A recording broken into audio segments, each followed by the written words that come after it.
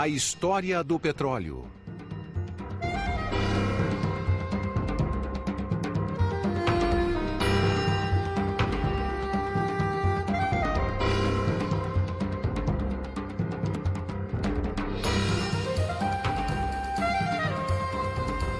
Apenas 100 anos depois do início da civilização do automóvel, os especialistas alertam que o homem já queimou cerca de metade das reservas mundiais de petróleo, que a natureza levou milhões de anos para produzir.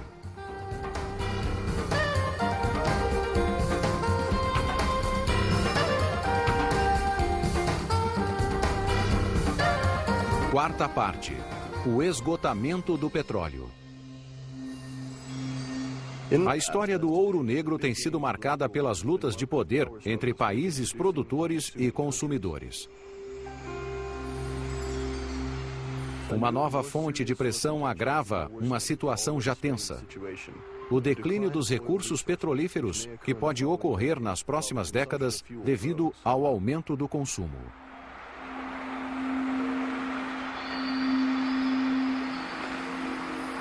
A Segunda Guerra do Golfo.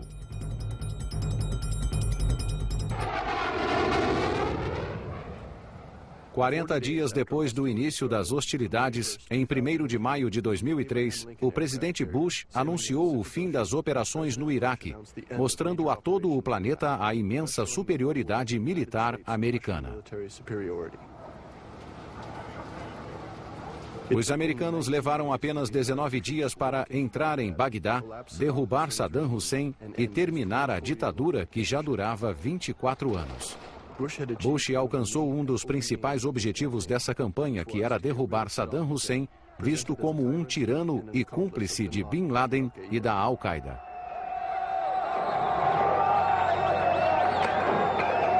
Agora só falta reestabelecer a paz, encontrar as armas de destruição em massa e implantar a democracia. Esses objetivos elevados escondiam algo menos honroso, algo ligado ao petróleo. Sheikh Yamani, ex-ministro do petróleo da Arábia Saudita, acha que sim.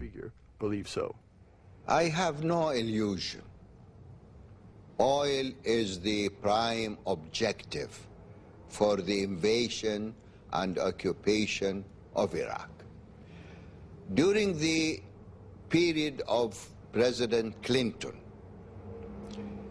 10 Americans wrote him a letter suggesting that America has to go and occupy Iraq and control the oil fields. This was years ago. Among the 10, Vice President Cheney, Rumsfeld, Paul Wolfowitz, Armitage, and so on. This is a known fact. So those people became in the administration and they really have the power to decide. Logo após as eleições de 2000, Rumsfeld afirmou claramente que os interesses estratégicos do petróleo deviam ser combinados com objetivos militares. We have a political policy that makes the Arabs our enemies. That's still true. And we have an economic policy that makes us dependent on Arabs for our oil. It's a very difficult position. Well, of course, now, putting this in today's context, we have people in the White House who are going to say we're going to solve this problem, not by producing more energy, and not by producing energy here. We cannot do that here. There are no possibilities of producing more oil here, but by taking over Iraqi oil. You take over Iraqi oil, and we can take over Saudi oil and the oil in the rest of the Gulf, and then we will be in a position to dictate policies forever to the other consumers, namely Europe and Japan and India and everybody else. It's a weird situation we're in today. Essa situação vem das diversas mudanças que ocorreram na década passada. A era das supercompanhias.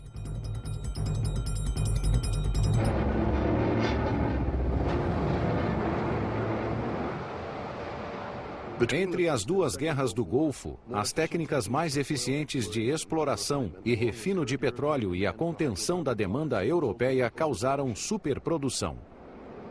Os preços despencaram em 1998, o ano da crise asiática.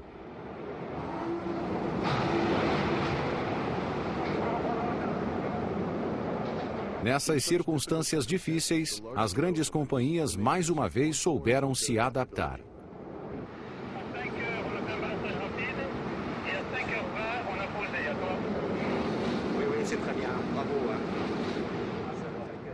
Uniram-se em posições de mercado mais poderosas, as supercompanhias. Foi o que aconteceu quando a anglo-britânica British Petroleum e a americana Amoco fizeram a maior fusão da história do petróleo. A francesa Total fez o mesmo e depois de encampar a belga Petrofina, fundiu-se com a Elf Aquitaine. Ainda mais espetacular foi a fusão de duas empresas americanas, a Exxon e a Mobil, que criou a maior empresa do mundo, ainda maior que a General Motors e a Ford. As many of you know, I have never been in favor of bigness for bigness' sake alone. But there are clearly benefits to having this broader resource base. Said another way, this is a case of the whole being greater than the sum of the parts. Ironicamente, a Exxon e a Mobil foram parte importante da Standard Oil até 1911, quando o império de Rockefeller foi alvo das leis antitrust. 90 anos depois, a reunificação da Exxon e da Mobil parece a vingança póstuma de Rockefeller. As pequenas companhias foram varridas do mapa pelas poderosas supercompanhias. Estas concentraram suas atividades no refino, distribuição e na petroquímica, cujos lucros multiplicaram-se por 10 desde o final dos anos 90. A partir de 1999, os preços voltaram ao normal, até a decepção que se seguiu à rápida vitória americana no Iraque. Desde o início da ocupação americana, era óbvio que o petróleo demoraria a voltar aos mercados mundiais. Em vez da paz esperada, as tropas americanas confrontaram a hostilidade crescente da população.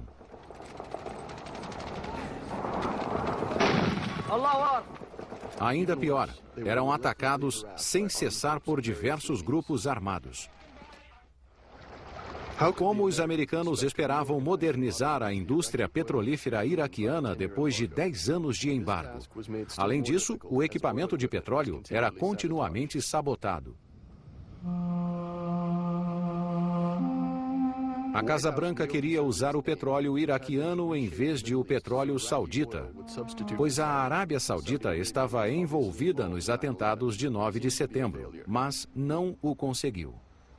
Apesar de inúmeros ataques terroristas que ameaçaram a estabilidade da Arábia Saudita, o país continuou a ser o maior fornecedor de petróleo para os Estados Unidos e a Europa. O preço do óleo cru começou a subir novamente devido ao confuso contexto geopolítico. Em novembro de 2003, o preço por barril ultrapassou $30. Diversos fatores acentuaram o nervosismo do mercado e provocaram um aumento de 30% no preço do óleo cru em um período de 6 meses. Um deles foi o conflito entre o Sindicato de Petroleiros da Venezuela e o governo de Hugo Chávez e as greves que se seguiram. Porém, a principal causa do que parecia ser uma nova crise foi o inacreditável aumento da demanda chinesa por petróleo.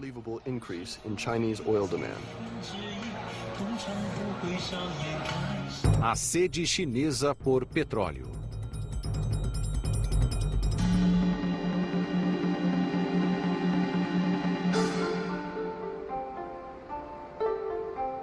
Até o final do século XX, a China era autossuficiente em petróleo, mas a situação mudou de repente no início do século XXI. The first time I actually went to China was in April 1997, and I was staggered at the road construction that was going on and the airport construction that was going on. But Beijing still was so different than Shanghai, and in Beijing there were still masses of bikes every place you look. Very, very few cars. I went back to Beijing in the third week in February this year, and what happened? The bikes have almost disappeared. They now have massive traffic jams in these beautiful highways that they built only 7 years ago. They're filled up with cars. So I think what's happened in China over the course of the last 7 years has been nothing short of breathtaking. And good for the Chinese that they've been able to do this. They're just trying to catch up with where Japan was in the 1960s. India, ironically, is now about 1/3 the energy consumption per capita of China. So China is leaving India in the dust. Should both countries aspire to be like we were 20 years ago? Why not? But then you have to get back to a more serious issue. How on earth would the world come up with enough current conventional energy to let that event happen? The numbers are really, staggering. Houve uma grande mudança econômica, social e industrial na China. E em apenas um ano, o número de carros subiu 80%, causando um aumento de 30% na importação de petróleo em 2003. 6 anos depois, o consumo de petróleo já atingiu o patamar previsto para 2010. A China produz 2/3 do petróleo que consome, graças a seus campos em alto mar.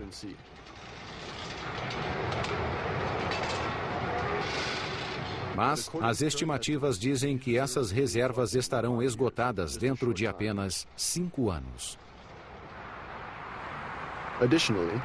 O consumo de petróleo na China irá aumentar tanto que em 20 anos deve igualar o dos Estados Unidos, o maior consumidor de energia do mundo.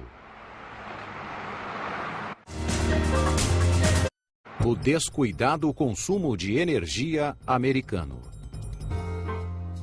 Os Estados Unidos herdaram o sonho de prosperidade e consumo ilimitado do pós-guerra.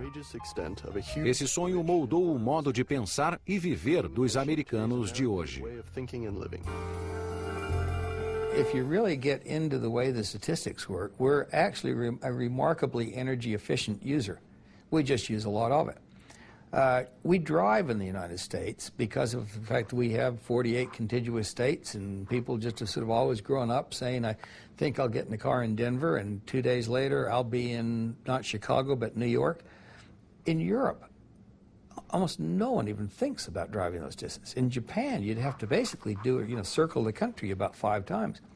And so one of the reasons we use so much more gasoline than anyone else is we drive about 50% more. We created the suburbs after World War II, and in the creation of the suburbs, that led to bigger homes. So our homes basically use more energy because the footprint's bigger and the ceilings are bigger.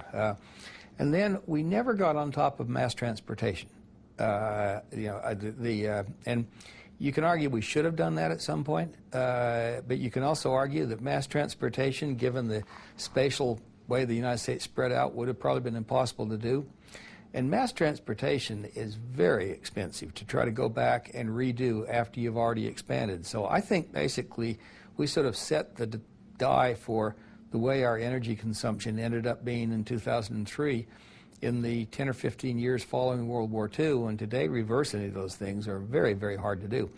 Unless you start reversing things like the move to the suburbs and say, corral all the people back into cities, put people into, or have people work at home. You've got to do some very basic change in lifestyles before you really even make any sort of a dent on our energy consumption.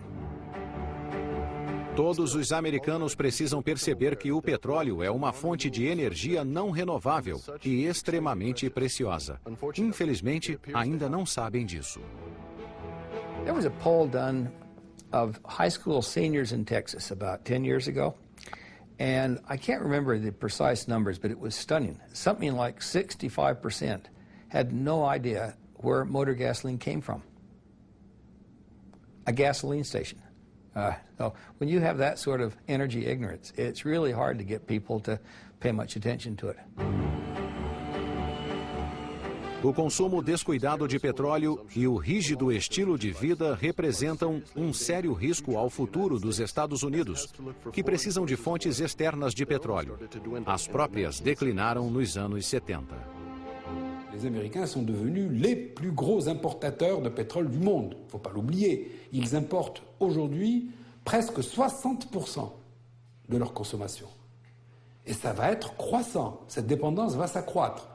Alors, quand on sait le rôle que joue le pétrole dans l'économie américaine, ou pour l'armée américaine, eh bien, moi, je conçois, je ne rejette pas du tout le fait que les Américains, ils ne s'en cachent pas derrière, considèrent que les questions pétrolières relèvent de ce qu'ils appellent leurs intérêts vitaux.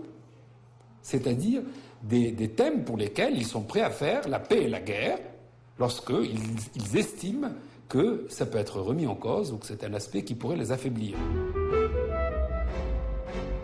Mais do que nunca, era necessário encontrar novas fontes para o futuro energético. Foi uma boa razão para retomar as relações diplomáticas com seu antigo inimigo, a Rússia. Ainda mais que ela se tornou o maior produtor mundial de hidrocarbonetos. O país dos oligarcas do petróleo.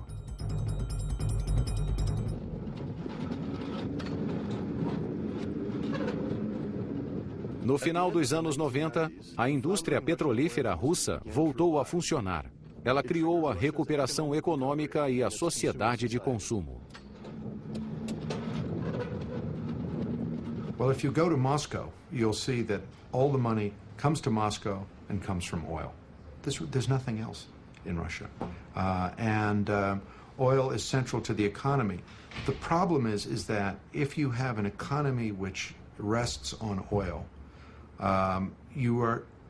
chances are you're not going to have investment in other sectors. And so that you actually won't build a vibrant economy where capital will flow to other sectors and other regions. And so oil, you look around the world, one of the founders of OPEC described oil as the excrement of the devil. Because it tends to corrupt countries, it tends to encourage very bad economic decisions. And this could happen in Russia as well. O epicentro da renovação russa está na Sibéria Ocidental, em Surgut.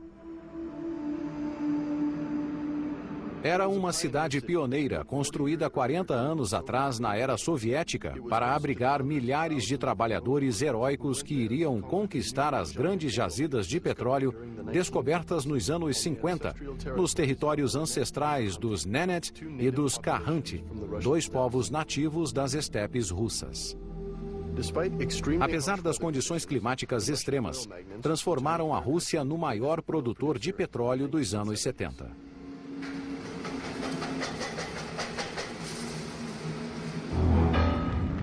20 anos depois, a superexploração das jazidas e a falta de organização da indústria provocaram vários acidentes com graves consequências ambientais. Essas catástrofes refletiam a incompetência do regime que se desintegrou após a queda do Muro de Berlim em 1989.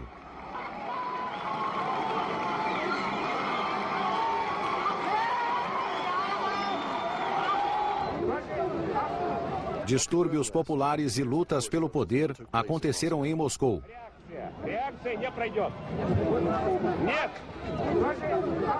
Gorbachev, que lutava pela transição, foi deposto. Em 1991, Boris Yeltsin foi eleito presidente da Confederação Russa. Nesse período conturbado, a economia ficou à beira da falência e a produção de petróleo caiu pela metade. Em 1995, buscando levantar o país, o presidente Yeltsin lançou um programa de privatização das companhias estatais.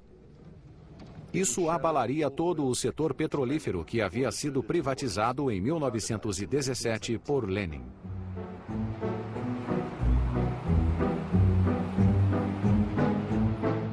Empresários implacáveis que eram amigos do presidente Yeltsin realizaram essa incrível mudança econômica e levaram a Rússia para a pior forma de capitalismo, sem nenhum período de transição.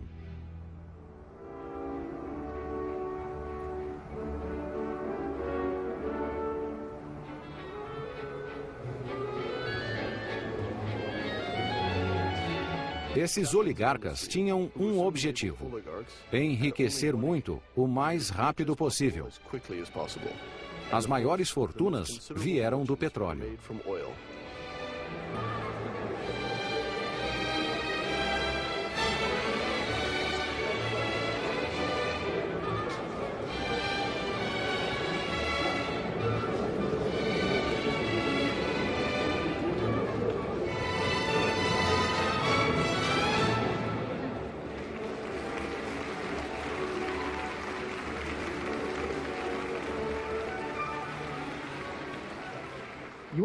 Mikhail Khodorkovsky, um jovem de muito sucesso, é o exemplo perfeito do novo oligarca do petróleo.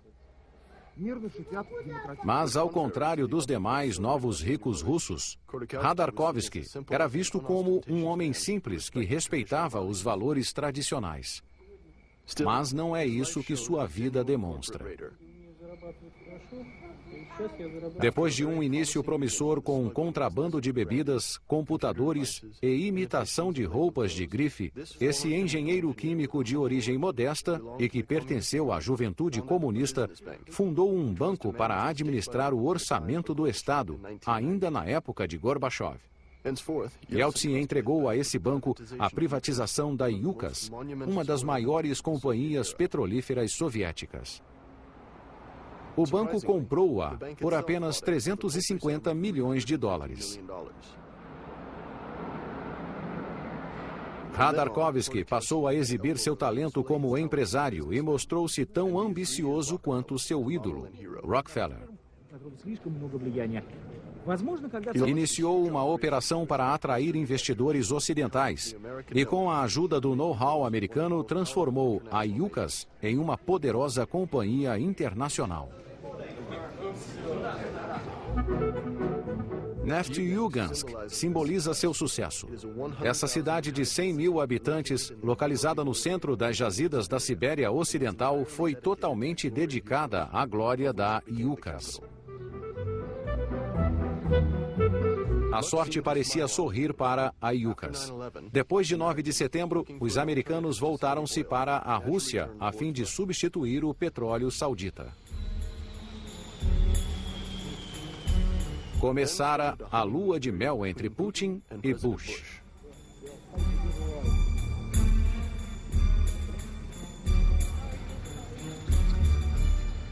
Isso continuou até a reunião presidencial em maio de 2002, em Moscou. Os dois presidentes assinaram um acordo energético fortalecendo o intercâmbio econômico entre os dois países.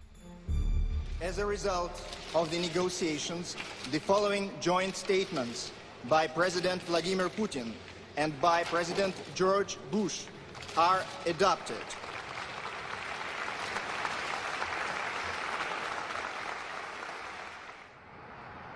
O acordo foi formulado 5 meses depois em Houston, Texas.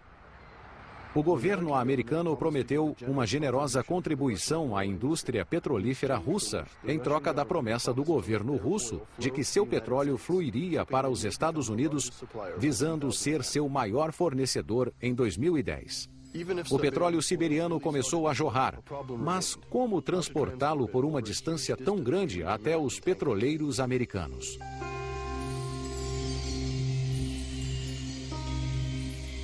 Depois dos acordos de Houston, 4 companhias russas, entre elas a Yukos, decidiram construir um oleoduto com 2.500 quilômetros de comprimento. Queriam ligar a Sibéria a Murmansk, o único porto do Mar de Barents, sem gelo durante todo o ano e de triste fama pelos 122 submarinos nucleares abandonados à ferrugem. A construção começará em 2007 e, se tudo der certo, o petróleo irá para as refinarias texanas.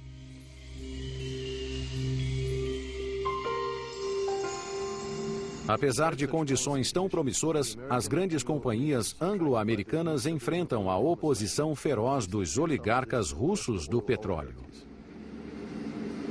Certain Russian oligarchs have worked very hard to keep Western companies out of Russia. They want to control this to themselves. They want the Westerners to bring their money, and they want the Westerners to bring their technology, but they don't want to give the Westerners a very good return if they can help it on their money. And they want to become very rich themselves, which some of them have been very, very successful at doing. Esse é o caso de Mikhail Khodorkovsky, presidente da IUCAS, cuja fortuna pessoal é estimada em 15 bilhões de dólares. Aos 40 anos de idade, é o homem mais rico da Rússia. Não contente com o poder financeiro, ele também tem ambições políticas e presidenciais que exibe com arrogância. O presidente russo considera essa atitude como um erro imperdoável que iniciou uma luta mortal entre ambos. Assim começou o caso IUCAS, um episódio político cheio de novos lances que chegam às manchetes dos jornais internacionais. Khodorkovsky foi acusado de evasão fiscal, fraude em larga escala e depredação de propriedades. A sede de sua empresa foi investigada e documentos foram apreendidos.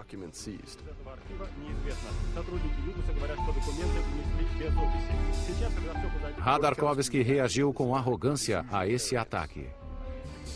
Исчерпала ли прокуратура весь набор законных методов? Исчерпала уже давно. Исчерпала ли она весь набор незаконных методов? Нет, конечно, незаконные методы у нас имеют гораздо большую историю, и, слава богу, я надеюсь, что часть из них в современном обществе просто невозможна. Putin mostrou-se virtuoso quando lhe fizeram perguntas em uma entrevista coletiva. Так же, как и перед законом, должны быть равны все. И скромный клерк, и госчиновник, даже самого высокого ранга, рядовой гражданин, средний предприниматель, крупный бизнесмен. Вне зависимости от того, сколько миллиардов долларов числится на его личных или корпоративных счетах. Все спекуляции и истерику на этот счет просил бы прекратить. А правительство прошу в эту дискуссию не втягиваться. Embora a justiça estivesse se fechando sobre Khodorkovsky, ele parecia sereno. Deu esta entrevista ao voltar do Sun Valley Forum, que reuniu os mais ricos e famosos executivos do mundo. К глубокому сожалению, я думаю, что резоны носят исключительно политический характер, а какие силы стоят за этим, я думаю, что вы и без меня догадываетесь. Спасибо большое. Все, господа. Хорошо? Нормально? Pouco tempo depois dessa declaração, Khodorkovsky foi preso no antigo estilo da KGB.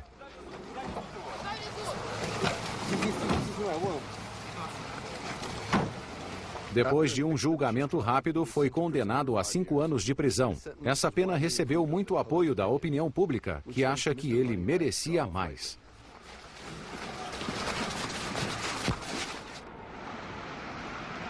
A empresa foi fechada. O Estado ficou com a maior parte em um leilão fraudulento através da Rosneft, uma companhia nacionalizada cujo diretor é muito amigo de Putin. O caso IUCAS foi um alerta para a oligarquia do petróleo e para as grandes companhias dos países industrializados. Como no tempo dos soviéticos, o governo de Putin controla o petróleo.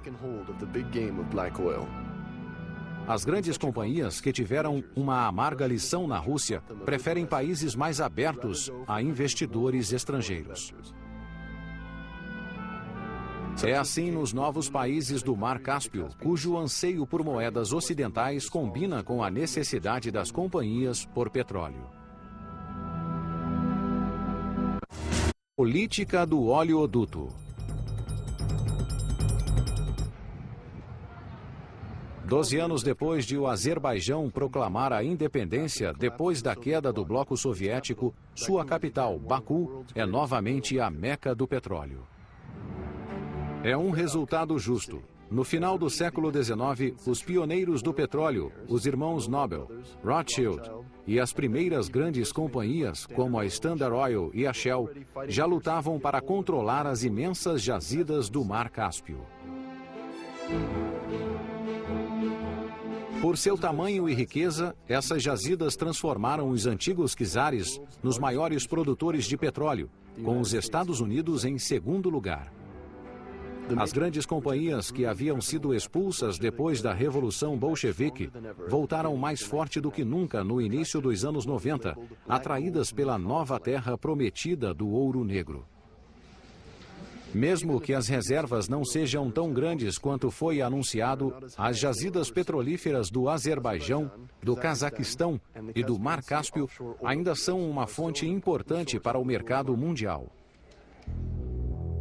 Especialmente porque as grandes companhias estão em bons termos com as autoridades locais. Mas os países do Mar Cáspio, ainda mais interiores que a Sibéria, enfrentam sérios problemas para transportar o petróleo. Para eles, essa é uma questão política, técnica e financeira. Pensaram primeiro em construir um oleoduto através do Irã até o Golfo Pérsico. Apesar de mais curto e mais barato que os outros projetos, foi rejeitado pelos americanos por motivos óbvios. There's a concept, a term we coined here called pipeline politics. And the problem is that Kazakhstan and Azerbaijan are landlocked. They're at the wrong end of the Black Sea. And to get the oil out, they either have to pipe the oil out through Russia and then through ship out through the Bosporus, which creates problems. There is an environmental disaster in the waiting in terms of tankers going in and out of the Bosporus. Or a proposed pipeline from Baku up to Tbilisi in Georgia down to Ceyhan in Turkey. Now, there's some problems with this line also, in the sense that Georgia is not one of the most stable countries. It's one of the most difficult, dangerous places in the world. It's very corrupt. Apesar das desvantagens e da raiva dos russos que já controlaram o petróleo do Cáspio, um consórcio de 11 grandes companhias, liderado pela British Petroleum Amoco, concordou com o projeto de um oleoduto de Baku por Tbilisi até Ceyhan, no Mar Mediterrâneo.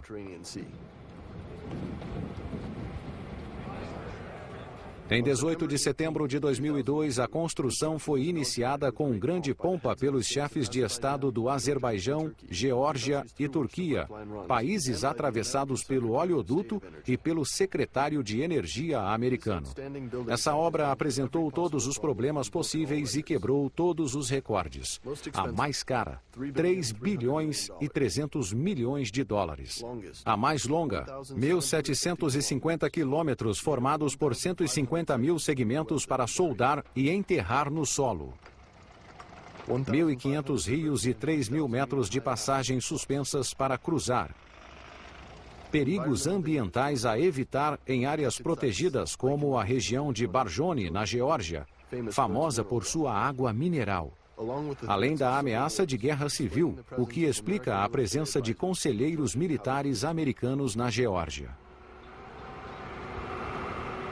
Esse é o preço a pagar por 1 milhão de barris por dia de petróleo do Mar Cáspio, que chegarão aos países ocidentais para substituir o petróleo do Mar do Norte. Graças a essa saída para o Mediterrâneo, os petroleiros não precisarão navegar por estreitos perigosos como o Bósforo, já congestionado com 50 mil navios e 10 mil petroleiros por ano. Há uma ameaça constante de que ocorra uma imensa catástrofe ambiental.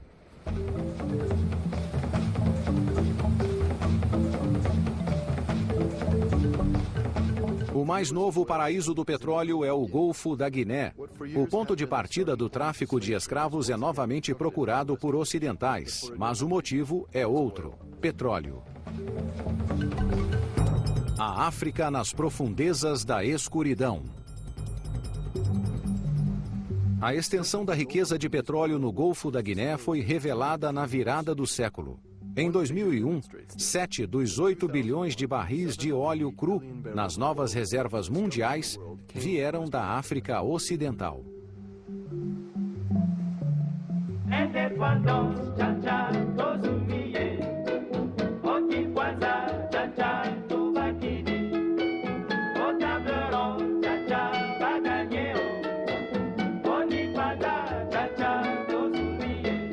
A aventura do petróleo expandiu-se depressa depois das guerras pela independência.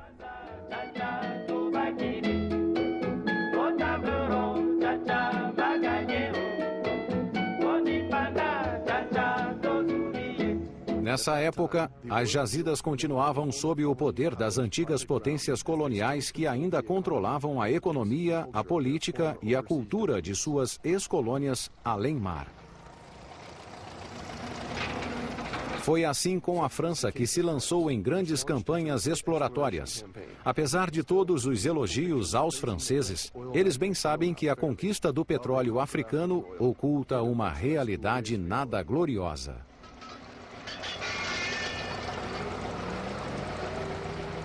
A sombria cooperação franco-africana criada por de Gaulle nos anos 60 floresceu nos países do Golfo da Guiné, onde se estabeleceu a companhia estatal Elf Actan.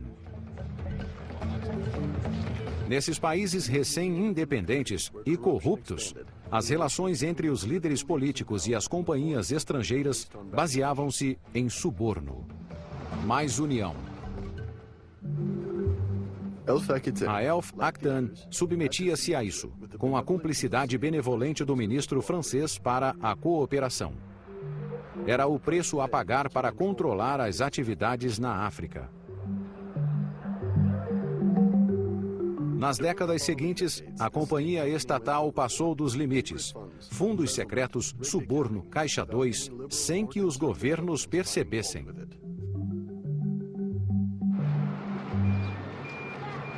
O caso Elf só foi esclarecido depois de 8 anos de investigações conduzidas por 2 juízes corajosos.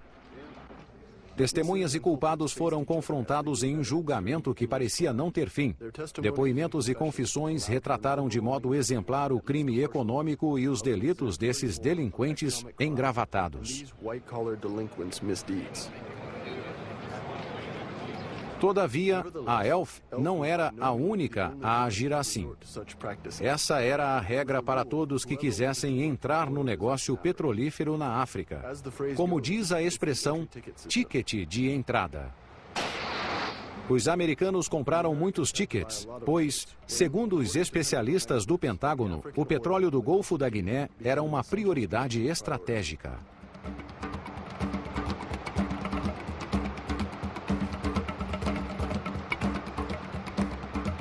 Não é preciso construir oleodutos como no Cáucaso ou na Sibéria, pois o óleo cru sai do mar e é diretamente transportado por petroleiros para o Texas e a Louisiana, atravessando o oceano pela rota dos navios negreiros. O que deveria ser uma fonte de riqueza para a Nigéria, Guiné Equatorial e Angola só beneficia uma minoria de poderosos. Ainda pior, causou vários problemas para a população.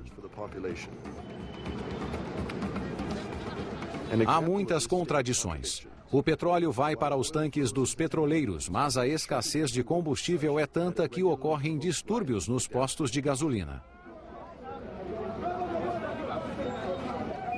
A população exasperada não hesita em abrir buracos nos oleodutos para roubar petróleo, apesar do risco de explosões que destroem aldeias.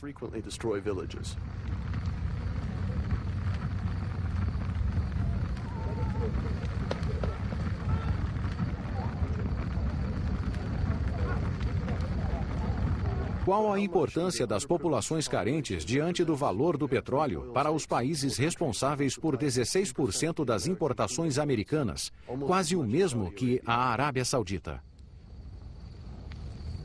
Os países ocidentais podem dispensar o petróleo saudita? De modo algum. Le problème de l'intérêt du pétrole du Moyen-Orient, ce n'est pas tellement le court terme. À court terme, il y a assez de capacité. Quand je dis court terme, dans les 3-5 prochaines années, il y a assez de pétrole dans le reste du monde pour pouvoir satisfaire tranquillement les besoins de l'économie mondiale. Mais au-delà de 10 ans, et ce n'est rien 10 ans dans le monde de la stratégie, Dans le monde de l'énergie aussi, ce n'est rien 10 ans. 10 ans, c'est vraiment rien. C'est le temps de découvrir et de développer un gisement pétrolier, en gros, ou gazier. Eh bien, dans le monde de l'énergie, on sait que dans 10 ans, eh bien, les capacités de production hors de l'OPEP seront utilisées au maximum, que certaines d'entre elles commenceront à décliner et que pour satisfaire les besoins de l'humanité, il faudra mobiliser sur une plus grande échelle encore le Moyen-Orient. Alors on imagine aujourd'hui les modèles qui tournent, les meilleurs, ceux du département d'État de l'énergie, ceux de l'Agence internationale de l'énergie, eh bien, prédisent qu'il faudra que les pays du Moyen-Orient doublent leur production dans les 15 prochaines années. As jazidas petrolíferas do Oriente Médio, que são o último fornecedor para a crescente demanda e representam metade da riqueza atual em petróleo, podem esgotar-se rapidamente. O que acontecerá depois? Como disse um saudita, meu pai andava de camelo, eu dirijo um carro, meu filho pilota um jato e meu neto andará de camelo. Essa piada repete os especialistas que se perguntam quando vai acontecer. Amanhã, depois de amanhã, quando a produção mundial de petróleo vai começar a cair? Essa pergunta, vital para o futuro da humanidade, está diretamente ligada às especificidades geológicas das jazidas e ao modo como são exploradas. Production grows, often driven by the big fields which are found early. And, of course, it takes time to develop all the fields and drill all the little wells and establish the platforms and everything. And production grows and it grows and it grows. And then it levels off a little bit. And then at a certain point, the production begins to decline because the pressure falls in the reservoir. The oil has to move slowly through the rocks. It isn't a big cavern down there full of oil. It's sitting in the minute pore space between the rocks, like a sponge, you could say.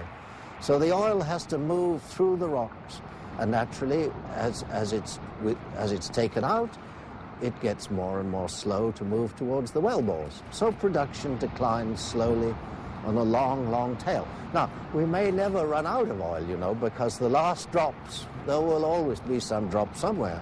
So running out is not really the subject we need to address. The real important point is when the growth of the past, which has driven the world's economy, reaches a top and begins to decline. O geólogo americano Dr. King Herber abordou essa questão há 50 anos. Criou um modelo para prever a quantidade de petróleo remanescente.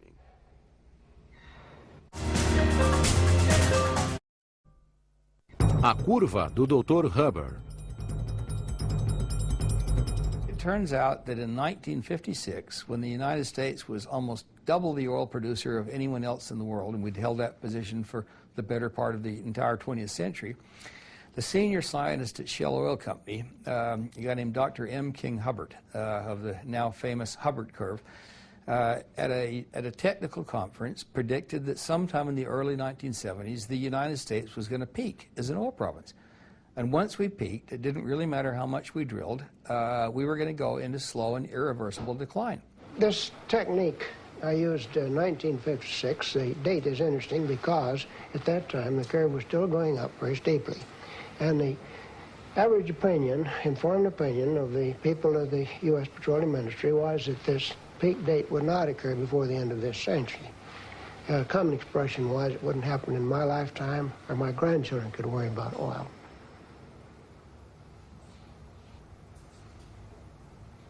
Ao contrário do que pensavam os céticos, as previsões estavam certas. Em 1970, a produção de petróleo dos Estados Unidos atingiu o auge. Isso foi o início de um longo declínio que nenhuma nova descoberta conseguiu impedir.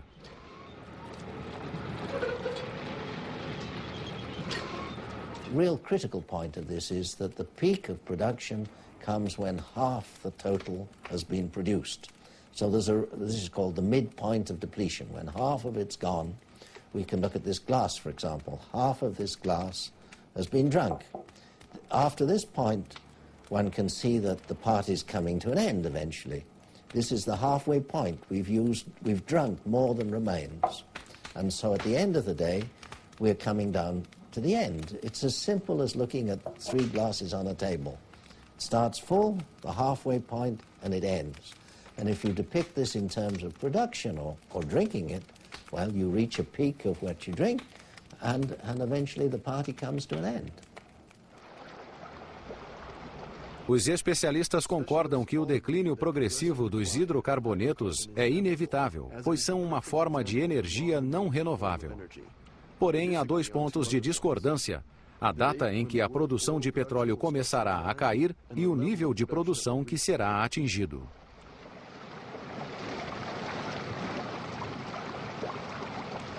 Aujourd'hui, il y a en gros 2 écoles opposées. Les pessimistes qui nous disent on est très près du pic, c'est dans les 5 à 10 ans qui viennent, et à un niveau peu supérieur au niveau de production mondiale actuel, hein, qui est de 75 millions de barils jour en chiffre rond pour il y a 2 ans, et disons, il pourrait augmenter de 10 ou 15% selon eux. Et puis les optimistes, je vais prendre les plus optimistes, par exemple l'Agence internationale de l'énergie, qui nous dit non, c'est après 2030-2040, et à un niveau très supérieur au niveau actuel, disons, on va continuer à monter sans problème jusqu'à 120 millions de barils jour. Alors, il est difficile de dire qui a tort, qui a raison, mais je crois personnellement que les pessimistes sont plus près de la vérité que la vision officielle d'une production qui pourrait encore augmenter de plus de 50% par rapport à la production actuelle. Je crois que c'est impossible et que le pic, le plus probablement, ce sera d'ailleurs plutôt un plateau qu'un pic, ben c'est dans une vingtaine d'années, c'est-à-dire demain à l'échelle de l'histoire économique. O declínio está próximo. Nossa sociedade e modo de vida serão abalados mais drasticamente do que foram pelas revoluções neolítica e industrial? Well, we're standing here in the extreme west of Ireland, and over there is a Bronze Age tomb, 4,000 years old. And it's often said that the Stone Age didn't end because we ran out of stones. It's perfectly true, we didn't. We found bronze, which is copper, which was mined from little veins around here. And copper and tin put together made bronze, which was a better tool and a better weapon than stone. So we moved from the Stone Age to the Bronze Age, and over the last 2,000 years we've moved to iron, to steel, to the Industrial Revolution just only 200 years ago. And we have seen the enormous expansion of the economy, the world. Everywhere you look, there's been an enormous progress.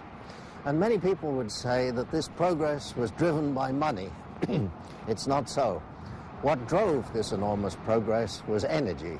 And most of this energy came from oil in the last 50, 100 years.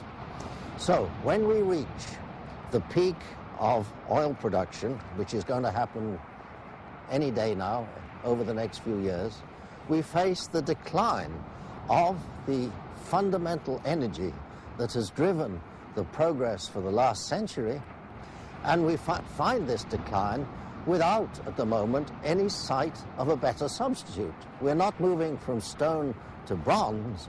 This time we're moving from bronze back to stone. And therefore this is an absolutely critical subject which will affect every aspect of life.